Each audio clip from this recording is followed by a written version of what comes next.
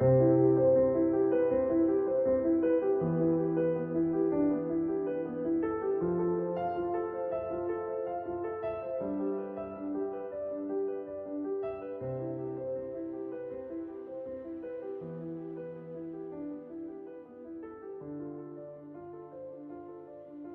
you and we're about to go on a little adventure together. That adventure is going to span 118 years of Tudors, and it's going to be one generation at a time. How does that sound to you? I'll be your host this evening. My name is Christina. Thank you for joining us here at my Tudor era Tapestry.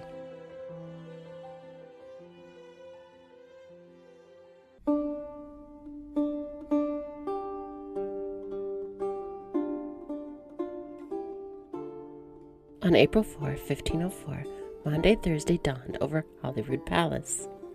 Its rugged stone walls were kissed by a Scottish spring, the air sharp with the scent of heather and damp moss.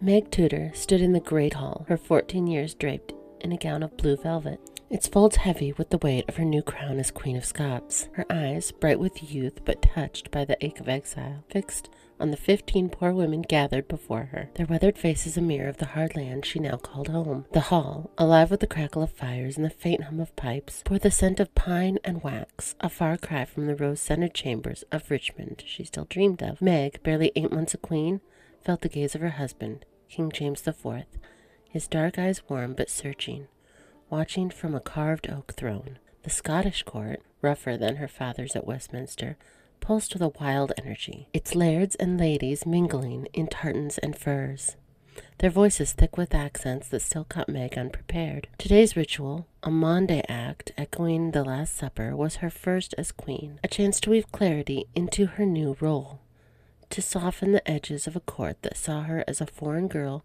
with the Tudor rose in her blood. Before her, the 15 women, their hands gnarled from toil in Edinburgh's winds, stood in quiet reverence, their eyes meeting hers with a mix of awe and need.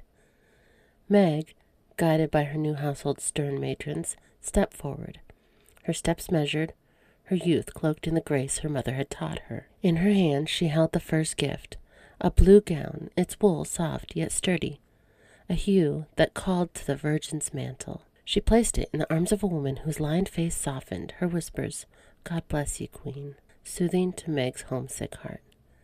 "May God's grace keep you," Meg replied, her voice trembling but clear, her words shaped by her English upbringing, but offered with a queen's resolve. The ritual unfolded like a litany, each act a thread in the tapestry of her new life. To each woman Meg gave a blue woolen dress, a pair of shoes, their leather a shield against Scotland's cobbled streets, a purse heavy with 15 English pennies, coins that gleamed like fragments of her past, and a wooden tankard, jug, and plate, humble tokens of Christ's final meal. The act, rooted in the Maundy tradition of washing feet she had seen in England, stirred her soul, a bridge between her faith and her duty. She thought of her mother Eliza, whose gentle hands had once guided such rites, and felt a pang of warmth, now gone.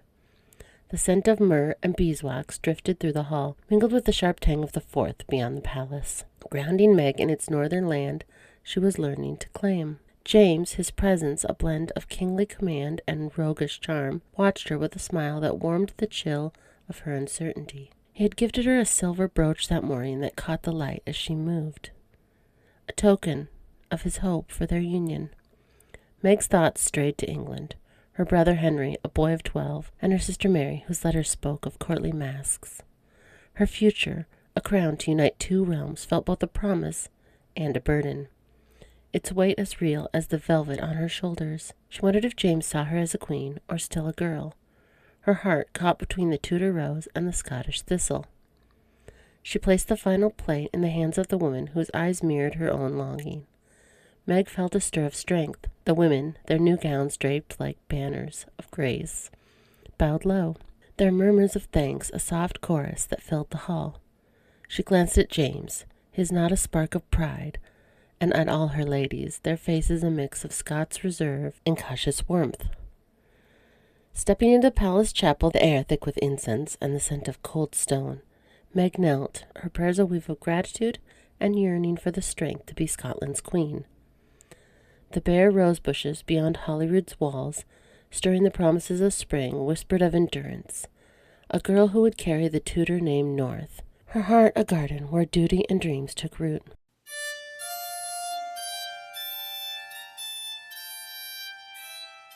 In the sultry haze of July 1504, Lantham House lay cloaked in the heavy air of summer, its stone walls warmed by a sun that cast long shadows across the Lancashire fields.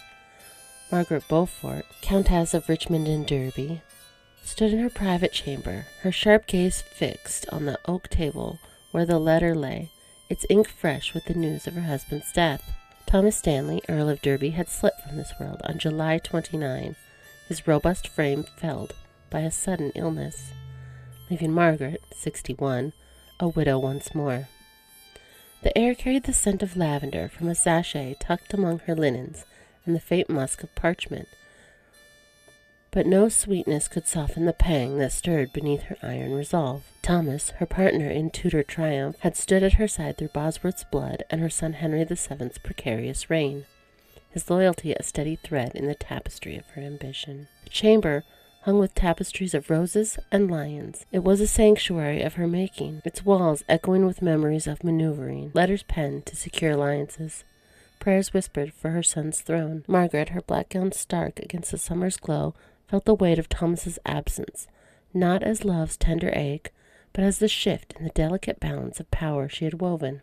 His death was another crack in the Tudor edifice she had built with cunning and faith, yet her heart, tempered by years of loss, did not falter. She was the architect of a dynasty. Her son Henry VII, now 19 years on the throne, his Queen Eliza, gone a year, their children, the hope of a line she would guard with her last breath. Outside, the fields hummed with the drone of bees and the bustle of wheat, but within, Margaret's world was one of purpose. She moved to her oratory, the scent of beeswax sharp as she lit the candle for Thomas's soul. Her prayers a litany of gratitude and resolve. His role at Bosworth, his cavalry tipping the scales for Henry, had bound their fates, though their marriage was more like a pact than a passion. She thought of her granddaughter Meg, now 14, and wed to James IV of Scotland, a union Margaret had championed to bind the two crowns. The girl's letters, arriving with the scent of Edinburgh's damp stone, spoke of a court both wild and reverent, and Margaret, her quill poised, penned a reply, urging Meg to be a queen of strength, her world's a mirror of her own unyielding will. The house stirred with quiet mourning, servants moving slowly as they draped black cloth over mirrors. Margaret, her hands steady, summoned her steward to settle Thomas's affairs, lands, titles, and debts, all to be aligned with her son's interest. The loss of Arthur still lingered, a wound Margaret bore in silence, her faith a shield against despair. She knelt again, the chapel stone cold beneath her, and prayed for her son's reign, for Meg's strength in Scotland, for roses that bloomed in England's gardens, and in her blood. Word of Thomas's death would soon reach the court, and with it whispers of Margaret's next move. She was no mere widow, but a force, her wealth vast, her mind a fortress. The rose bushes beyond Latham's walls, their petals curling in July's heat, seemed to nod in approval, their thorns a reminder of the cost of power. Margaret, her heart a garden of duty and devotion, resolved to carry on, her son's crown her guiding star, her prayers a vow to weave the Tudor legacy through grief's shadow, unyielding as the summer's sun.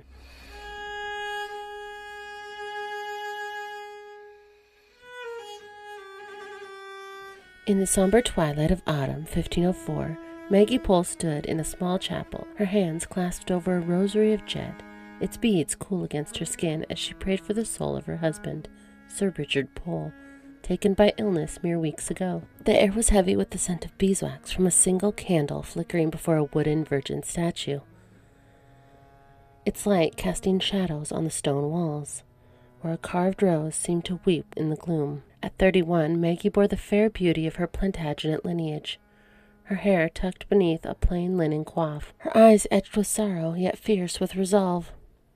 Richard's death, sudden and quiet, had left Maggie adrift, his steady presence now a memory. She recalled his gentle smile, his hand guiding hers, as they walked in the orchards, his voice low as he spoke of their children's futures. A knight of modest means, Richard had been her shield, his loyalty to the king a buffer against the whispers that had trailed her Plantagenet name. Now widowed with 5 children, Maggie faced a future of financial strain for the first time in her life. Her hands insufficient to maintain the manor without royal favor. She knelt in the chapel, her gown of black wool pooling around her, her prayers a whisper. The castle, once alive with Richard's laughter, lay muted. In the great hall where the hearth crackled, Maggie gathered her children, their faces solemn, as she read from a book of saints. Her voice steady despite the ache in her chest. Henry, her eldest, sat close, clutching a wooden sword, his eyes seeking her strength. Ursula, born just after her father's death, was unaware of the void left by his passing.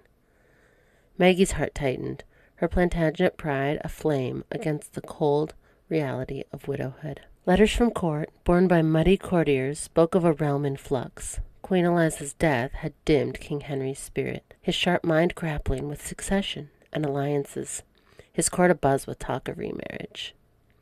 One frosty evening, Maggie walked in the herb garden, its thyme and rosemary brittle underfoot. She plucked a sprig, its sharp scent conjuring Richard's hand brushing hers as they planted it years ago. He had taught her, a princess, to survive. The stars above, cold and bright, seemed to watch her, a widow forging a path in a Tudor world. Maggie vowed to endure, to raise her children with the strength of her Plantagenet blood, her prayers a shield against a realm where roses still bled.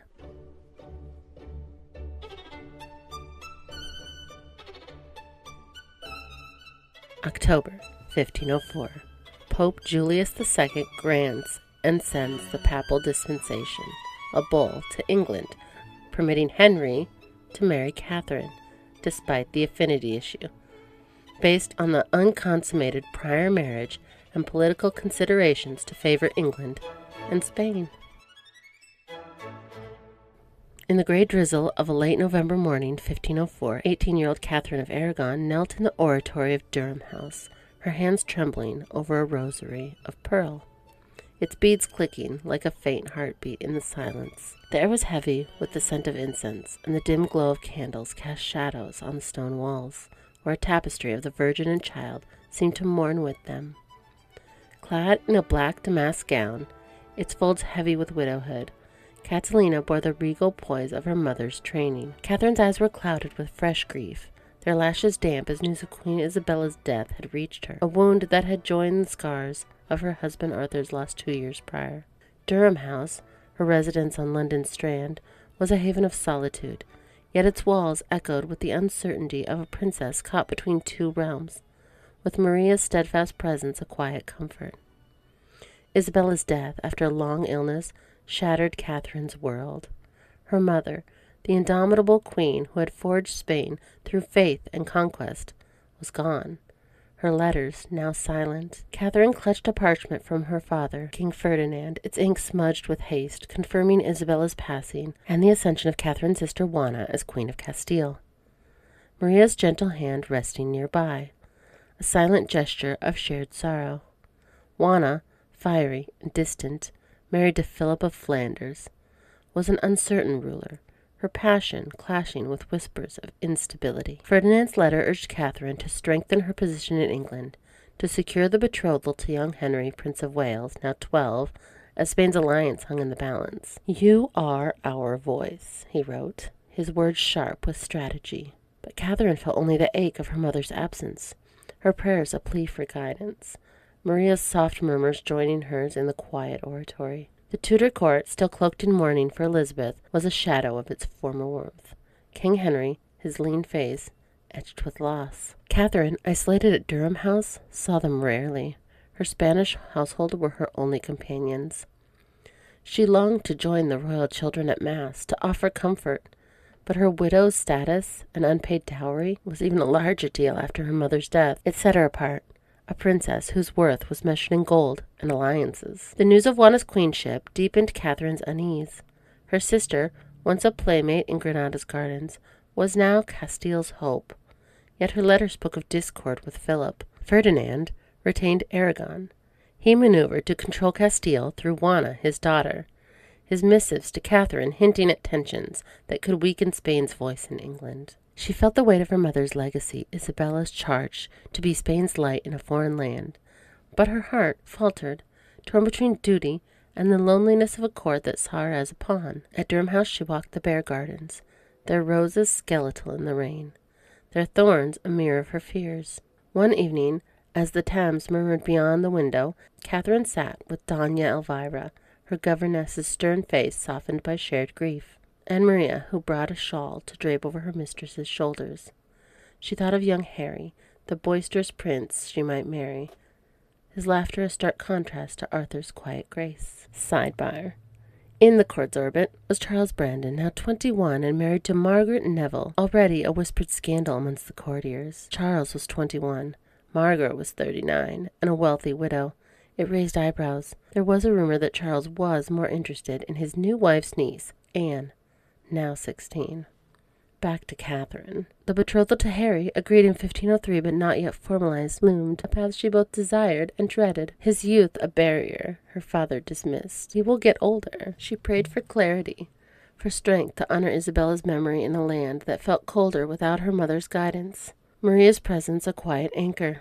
At night, in her chamber, Catherine knelt before her virgin statue. She prayed for her mother's soul, for Juana's strength, for her own courage to face a court that weighed her future in scales of diplomacy. Her prayer book, St. Catherine gazed back, her wheel a symbol of endurance.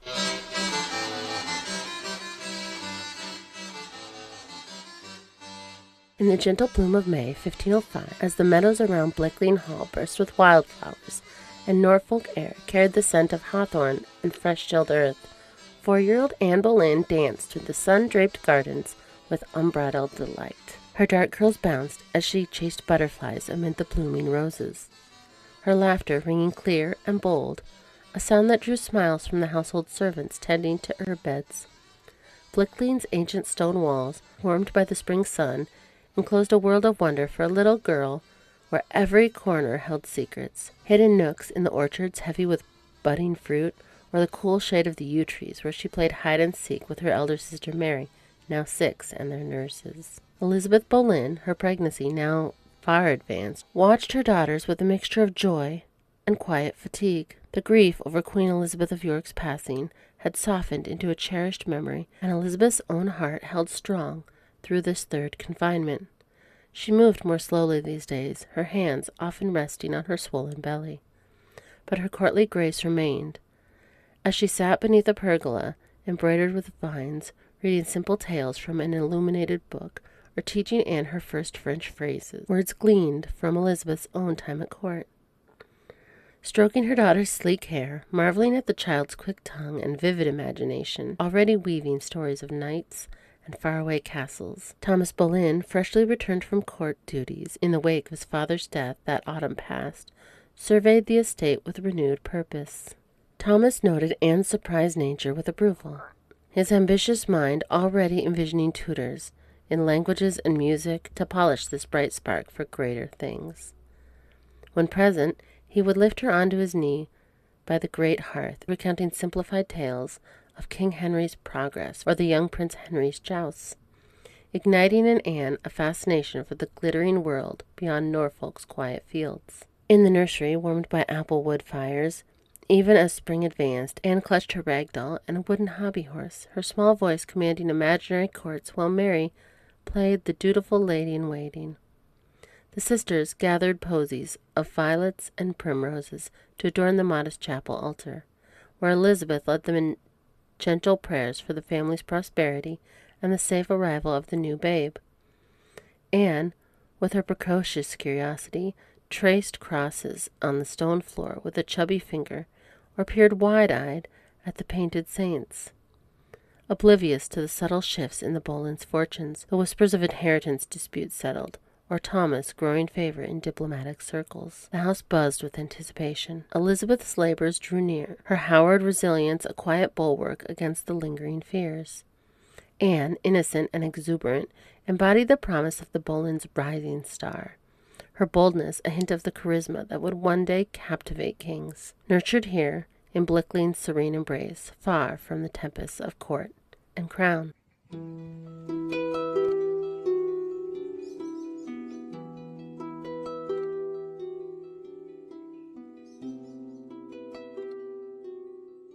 In the soft glow of an August evening, 1505, 9-year-old Princess Mary Tudor sat in the nursery at Eltham Palace, her small hands clutching a daisy chain, its petals wilting as her thoughts lingered on her sister, Meg, who had departed for Scotland to become Queen of Scots. The air was warm, scented with lavender from sachets, tucked into cushions, but the hearth's crackle could not banish the chill of loneliness that settled in Mary's heart. Her golden curls, loose beneath a velvet cap, framed her face that echoed her mother's beauty, her blue eyes wide with sorrow she could only half name. Eltham, a green haven of Tudor splendor, felt empty without Meg's fiery laughter, her copper curls a beacon now lost to the wild north. Mary, clad in a kirtle of pale blue, her fingers smudged with ink from a childish drawing, faced a new chapter. The court's whispers spoke of her own residence, a household benefiting a princess destined for a foreign crown. In the nursery, where tapestries of unicorns hung, Mary sat with her governess, Lady Margaret Byron, whose kind eyes softened at the task of teaching courtly manners. The talk of her own residence, a household with ladies, tutors, and chambers of her own, felt like a grown-up game she wasn't ready to play. Yet the court's rhythm urged her forward. Her father, King Henry, his face lined with loss, spoke of betrothals to France or Spain, his sharp eyes seeing Mary as a pawn for peace. Preparations for Mary's residence began quietly. In a sunlit chamber, maids sorted gowns of silk and damask, their needles flashing as they stitched a new kirtle, its sleeves slashed with gold to mark her status. The nursery was Mary's sanctuary, where she played with a carved horse, its mane worn from her touch. Her brother Henry, now 13 and Prince of Wales, bounded in, his fiery curls bouncing as he teased her about Scottish bagpipes, his bravado hiding his own ache for Meg. "You'll be a queen too, Mary," he said, tossing her a ribbon as she giggled, though the world felt quite heavy.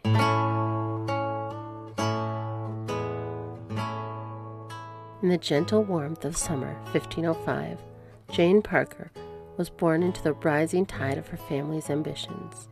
She came into the world at her father's estate, where the scent of blooming roses mingled with the promise of new life. Jane, the daughter of Henry Parker, Lord Morley, and his wife, Alice St. John, entered a household steeped in scholarly pursuits and courtly ambitions.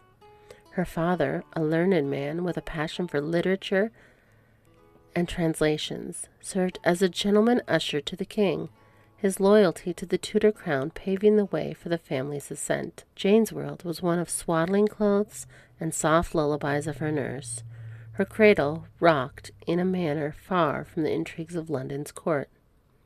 Her father, Henry, often absent on royal business, was a figure of ambition, his connections to the court and his scholarly circle shaping the household's tone. Alice, pious and practical, oversaw Jane's care, ensuring the infant was baptized promptly into the local chapel. The Parker household, though not as grand as the great noble houses, pulsed with potential. Henry's favor with King Henry VII promised future opportunities for his children.